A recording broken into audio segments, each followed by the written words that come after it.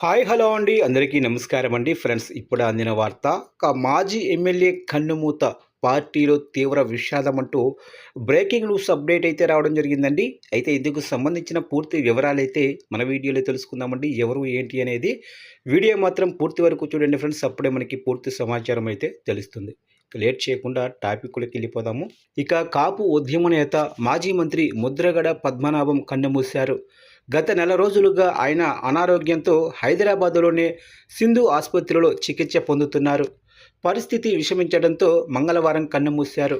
1953లో తూర్పుగోదావరి జిల్లా కిర్లంపూడిలో జన్మించిన ముద్రగడ గత కొంతకాలంగా శ్వాసకోశ వ్యాధులతో ఇబ్బంది పడుతున్నారు.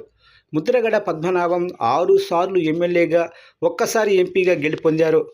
1978లో తొలిసారి జనతా పార్టీ నుంచి ఎమ్మెల్యేగా గెలిచారు. 1989 వరకు వరుసగా 4 సార్లు ఎమ్మెల్యేగా విజయం సాధించారు. దివంగత నేతలు ఎన్టీఆర్, చెన్నారెడ్డి ప్రభుత్వంలో మంత్రిగా కూడా పనిచేశారు. 2024 ఎన్నికల ముందు వైఎస్ఆర్సీపీలో చేరారు. కాపు ఉద్యమ నేతగా ముద్రగడకు గుర్తింపు లభించింది. ఆయనకు కుమారుడు, కుమార్తె ఉన్నారు.